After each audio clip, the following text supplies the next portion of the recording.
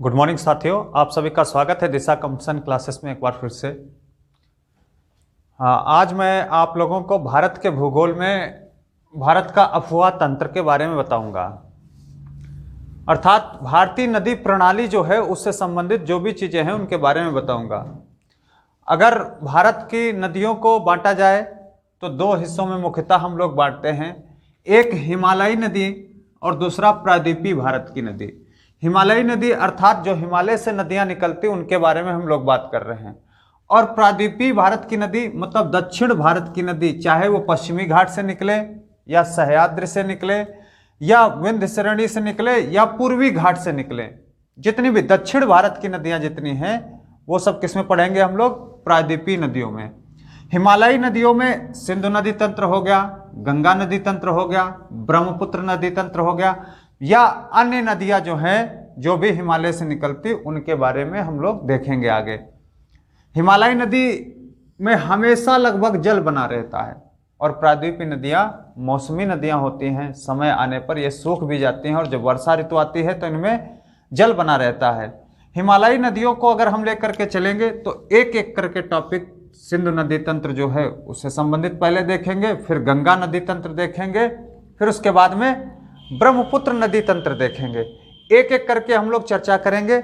आज हम लोग सिंधु नदी तंत्र के बारे में जानेंगे। सिंधु नदी तंत्र क्या कहता है, उससे संबंधित जो भी क्वेश्चन हैं या जो भी चीजें हैं उनके बारे में हम लोग देखेंगे। अगर हम लोग सिंधु नदी तंत्र देखते हैं तो सिंधु नदी तंत्र में जितनी भी नदियां उससे रिलेटेड है उनके बारे में अध्ययन करते हैं। ठीक, सबसे पहले अगर हम देखें सिंधु नदी, तो अगर मैप पर देखें, कुछ उत्तर भारत का मैप इस तरीके से है।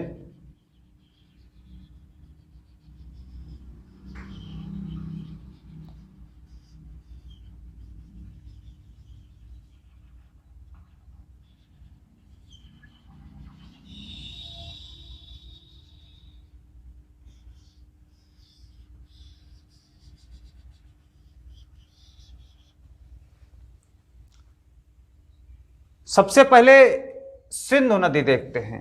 नंबर एक सिंधु नदी, उससे संबंधित जो भी चीजें हैं उन पर हम लोग चर्चा करेंगे। तो इसके उद्गम की बात करते हैं, तो इसका उद्गम जो है भैया, ये कुछ इस तरीके से नदी चलती है। ये पूर्ववर्ती एक नदी है और ऊपर जाएगी, यहां से इस तरीके से चली जाती है पाकिस्तान में इस तरफ, और पाकिस्तान में जाने के बाद में अरब सागर में ये नदी गिर जाती है। इसका उद्गम अगर हम बात करें सिंधु नदी का उद्गम, तो मानसरोवर झील के निकट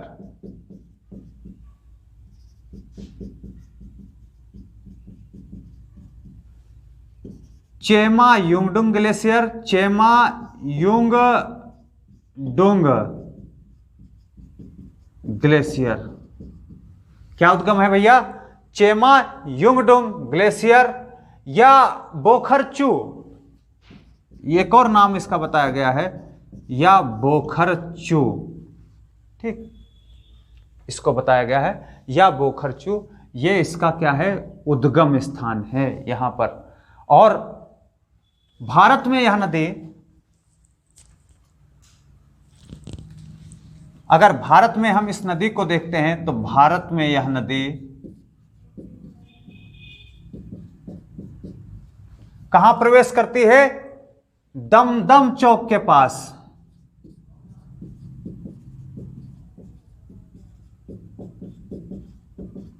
के निकट भारत में प्रवेश करती है। दमदम चौक के निकट भारत में प्रवेश करती है। और भारत में केंद्र शासित प्रदेश जो लद्दाख है, केंद्र शासित प्रदेश कौन सा? लद्दाख। इसके दो जिले, एक लेह और कारगिल, लेह और कारगिल से होते हुए बह करके ये चली जाती है आगे। और आगे जो इधर का हिस्सा है पाक अधिकृत कश्मीर जो है उसमें से आगे निकल करके चली जाती है, और कहां चली जाती है? पाकिस्तान में चली जाती है। इधर कहां बहती है? लेह और कारगिल जिले में। यह कौन सा है? लद्दाख केंद्र शासित प्रदेश का जो क्षेत्र है वहां पर बहती है। इसकी लंबाई की अगर हम बात करें तो लंबाई इसकी भैया 2880 किलोमीटर है। लंबाई कितनी है? 2880 किलोमीटर है। यह गंगा नदी से भी ज्यादा बड़ी लंबी है, जिसमें 1114 किलोमीटर जो है ये कहाँ बहती है? भारत के अंदर बहती है। 1114 किलोमीटर इसकी जो लंबाई है वो भारत में बहती है। इधर कौन सा जिला है? लेह और कारगिल। कौन सा क्षेत्र है? लद्दाख क्षेत्र है। ठीक, लद्दाख क्षेत्र है। और ये एक पूर्ववर्ती नदी है। किस प्रकार की नदी है? पूर्ववर्ती नदी। ये चीज ध्यान रखना आपको है कि सिंधु नदी जो है पूर्ववर्ती नदी है। इसकी सहायक नदियों की बात करें तो सहायक नदियां इसकी मुख्यतः झेलम, चिनाब, रावी, सतलज, ये सारी जितनी भी हैं सब इसकी सहायक नदियां हैं। लेकिन इसके अतिरिक्त अगर सहायक नदियों की बात करें तो श्योक है इसकी सहायक नदी, कुर्रम है इसकी सहायक नदी, काबुल इसकी सहायक नदी है, गोमल इसकी सहायक नदी है, गिलगिट इसकी सहायक नदी है, ये सारी, द्रास इसकी सहायक नदी है। ये सारी जितनी भी नदियां हैं ये सब इसकी सहायक नदियां हैं। और भारत में यह कहां? दमदम के निकट प्रवेश करती है। फिर आगे पाकिस्तान में चिल्लास के निकट,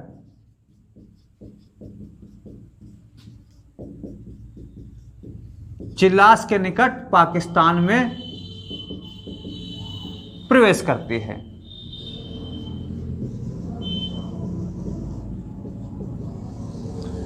बेटे ध्यान रखना है, कहां पाकिस्तान में कहां प्रवेश करेगी? चिल्लास के निकट प्रवेश करेगी।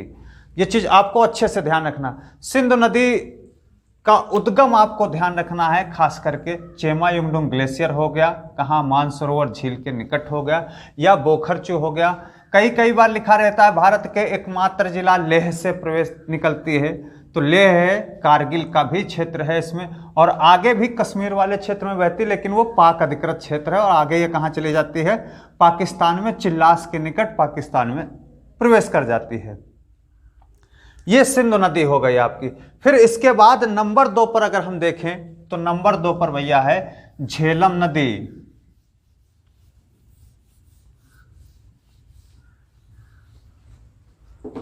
नंबर 2 कौन सी है? झेलम नदी। और झेलम नदी का नाम क्या है? प्राचीन नाम वितस्ता है। प्राचीन नाम क्या हो गया? वितस्ता हो गया। इसकी लंबाई की अगर हम बात करेंगे तो 724 किलोमीटर है। झेलम नदी का उद्गम की अगर हम बात करें, उद्गम इस तरीके से बहती हुई चली आती है।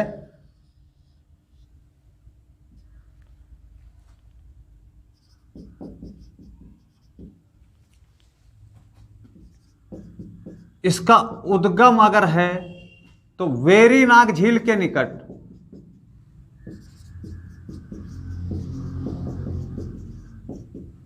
कहां? शेषनाग झील। वेरीनाग झील के निकट इसका उद्गम कहां है? शेषनाग झील। कई बार सीधे सीधे आपका वेरीनाग झील ही लिख करके आ जाता है इसका उद्गम, तो आपको ध्यान रखना है। और यह आगे कहां प्रवेश करती है? उलर झील में प्रवेश करती है। मीठे पानी की जो झील है उलर झील, वहां प्रवेश करती है। और यह अनंतनाग से बारामूला,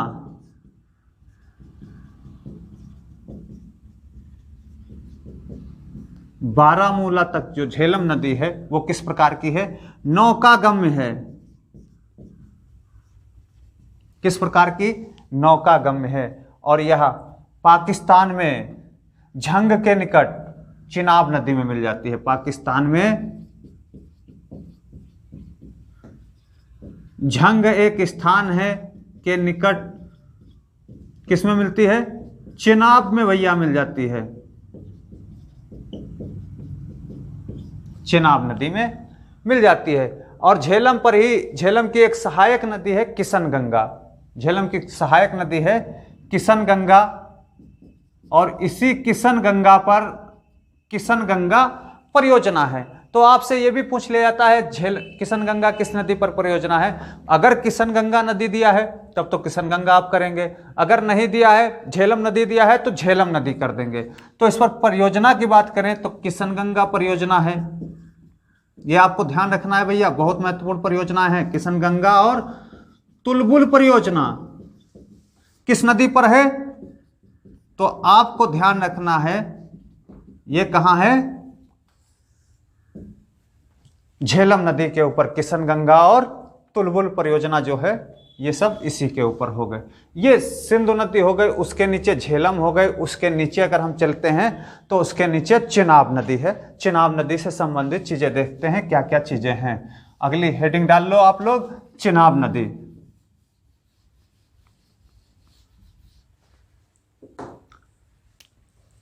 चिनाब नदी का प्राचीन नाम अगर हम बात करें तो अस्किनी है। क्या नाम है? अस्किनी नाम है प्राचीन नाम इसका।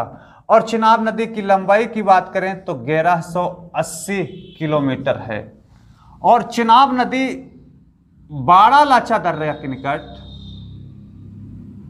बाड़ा लाचा दर्रा के निकट ये आती है और आगे चली जाती है। इसका क्या नाम हो गया? चिनाब। उद्गम कहां इसका हो गया? बाड़ा लाचा, बाड़ा लाचा दर्रा।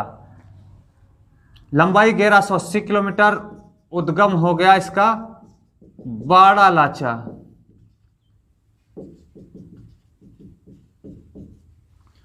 चिनाब नदी जो है ये दो हिस्से में बटी हुई शुरुआत में है।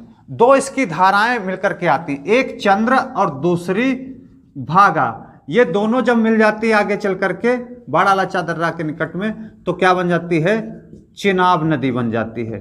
चंद्र और भागा नामक दो सहायक नदियों से मिलकर के ये चिनाब नदी होती है। और हिमाचल में बाड़ा लाचा दर्रा के निकट से ये भारत में प्रवेश कर जाती है चिनाब नदी। और चिनाब नदी पे अगर देखें परियोजनाएं कौन कौन सी हैं, तो सलाल परियोजना इसी पर है। सलाल परियोजना ध्यान रखना है बेटे, अच्छे से ध्यान रखना। सलाल परियोजना, दुल्हस्ती परियोजना और बगलिहार परियोजना। कौन कौन सी परियोजनाएं हैं? सलाल, दुल्हस्ती, बगलिहार। ये सारी किस पर हैं? चिनाब पर हो गए। चिनाब का प्राचीन नाम अस्किनी, 1180 किलोमीटर, उद्गम बाड़ा लाचा दर्रा के निकट, चंद्र और भागा नामक सहायक नदियों से या दो धाराओं से मिलकर के चिनाब नदी बनती है। और परियोजना की बात करें तो सलाल, दुल्हस्ती और बगलिहार हो गए। फिर इसके बाद अगर हम देखते तो रावी नदी, चिनाब की ही सहायक नदी है रावी नदी।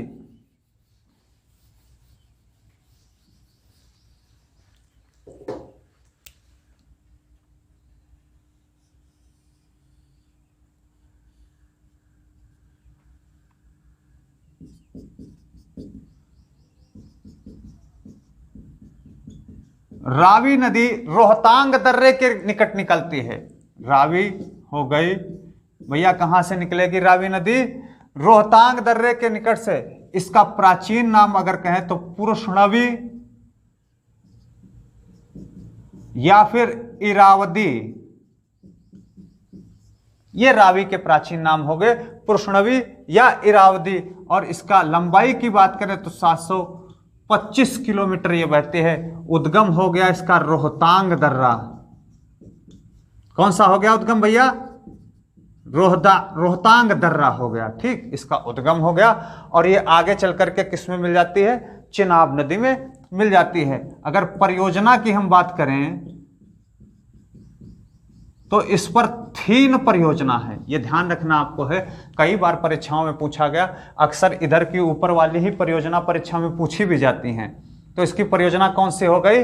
थीन परियोजना हो गई, इस पर स्थित है। इसके बाद अगर हम करें तो व्यास नदी। और व्यास नदी किसकी सहायक नदी है भैया? तो सतलज नदी की सहायक नदी व्यास नदी है।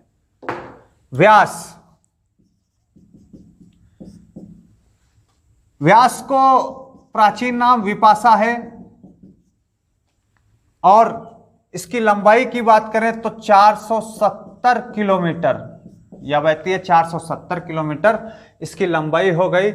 और व्यास नदी का उद्गम जो है, उद्गम रोहतांग दर्रे के निकट, रोहतांग दर्रे के निकट व्यास कुंड से है। कहां है बेटे? रोहतांग दर्रे के निकट व्यास कुंड के पास में इसका उद्गम है, और यह आगे चल करके सतलज नदी में हरके बैराज, कपूरथला के निकट, ध्यान रखना है बेटे, कपूरथला के निकट हरके बैराज नामक स्थान पर कहां मिल जाती है? सतलज नदी में मिलती है।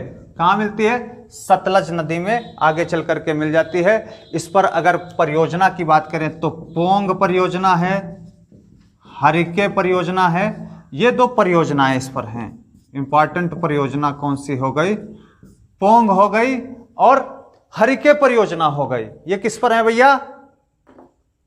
व्यास नदी के ऊपर हैं। और आगे अगर हम बढ़ते हैं, व्यास नदी ये व्यास कुंड से निकली और इस तरीके से बहती हुई चली आई। फिर उसके बाद में अगर देखते हैं तो आगे आती है भैया सतलज नदी।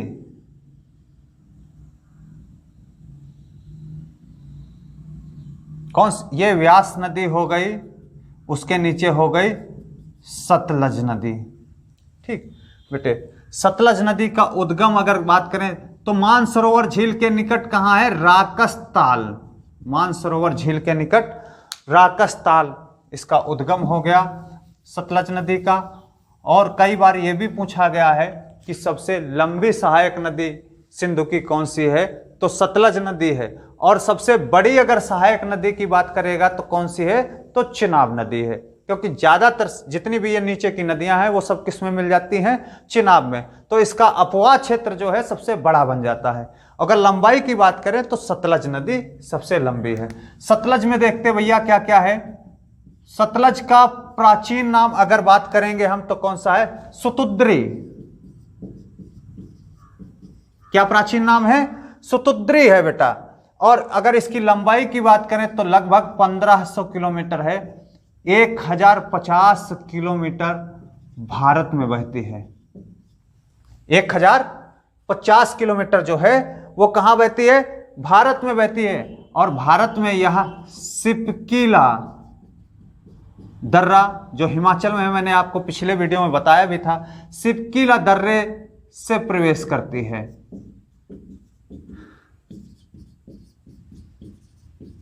सिपकीला दर्रे से प्रवेश करती है। और अगर इसकी परियोजनाओं की बात करें तो भाखड़ा नागल,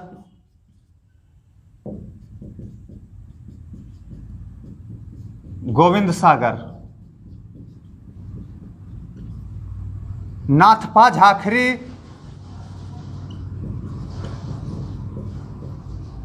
नाथपा झाखरी हो गई और कोल बांध हो गया। ये सब कहां है? सतलज नदी के ऊपर हैं। एक भाखड़ा नांगल हो गया, गोविंद सागर, दूसरा नाथपा झाखरी हो गया जो, और कोल बांध हो गया। ये सब किसके ऊपर हैं? सतलज नदी के ऊपर हैं, सुतुद्री जिसको कहते हैं। और ये सबसे लंबी सहायक नदी किसकी है? सिंधु नदी की। और सबसे बड़ी सहायक नदी की अगर बात करेगा तो चिनाब हो जाएगा, क्योंकि उसका अपवाह क्षेत्र सबसे बड़ा है। फिर बेटे इससे इंपॉर्टेंट क्वेश्चन जो पूछा जाता है एक और आता है, सिंधु नदी तंत्र समझौता या सिंधु जल समझौता पूछा गया है कई बार पेपरों में। उससे संबंधित क्या क्या चीजें होती हैं तो देख लेते हैं। बहुत आसान चीजें हैं। सिंधु जल समझौता जो है,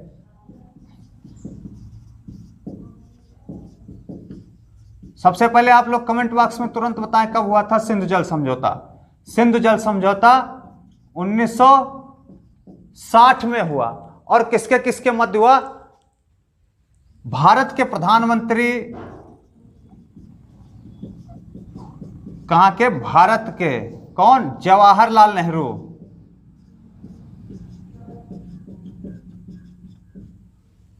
और पाकिस्तान के राष्ट्रपति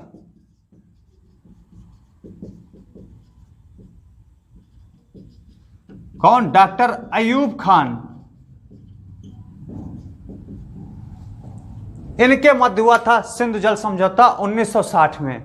और क्या सिंधु जल समझौता था? तो सिंधु जल समझौता सिर्फ इतना था, आपको देख लो, ये सबसे ऊपर की नदी कौन सी? सिंधु हो गई। उसके नीचे मैंने कौन सी लिखी? झेलम लिखी। और फिर उसके नीचे कौन सी है? चिनाब नदी है। फिर उसके नीचे रावी। फिर उसके नीचे कौन सी नदी? व्यास। और उसके नीचे कौन सी? सतलज। ये 6 नदियां हैं सिंधु नदी तंत्र में, मुख्यतः 6 नदियां हैं। तो इसमें जो ऊपर की 3 हैं, ऊपर की 3 शुरुआत की, इसका 80% जल जो है वो कौन यूज करेगा? पाकिस्तान यूज करेगा। और 20% जल भारत यूज करेगा।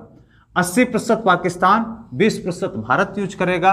और नीचे की 3 नदियां जो हैं, इसका 80% जल जो है वो कौन यूज करेगा? भारत यूज करेगा। और 20% जल जो है वो कौन यूज करेगा? पाकिस्तान यूज करेगा। यही सिंधु जल समझौता था। बहुत आसान भाषा में, बिल्कुल सीधे सीधे है और आराम से आप लोग समझ गए होंगे। आज मैंने आपको सिंधु नदी तंत्र के बारे में बताया। आने वाले वीडियो में आपको मैं गंगा नदी तंत्र बताऊंगा, उसके बाद ब्रह्मपुत्र नदी, उसके बाद में अन्य नदियां जो भारत की हैं उनके बारे में बताऊंगा। उम्मीद करता हूं आप लोगों को अच्छे से समझ में आया होगा। आप लोग मेरे वीडियो को ज़्यादा से ज़्यादा शेयर करिए और सब्सक्राइब करिएगा, जिससे आने वाले समय में आप लोगों को ऑनलाइन क्लासेस प्रोवाइड करा सकूं और अच्छे से आप लोग पढ़िएगा, अच्छे से रहिएगा। जय हिंद दोस्तों, जय दिशा तय दिशा, धन्यवाद।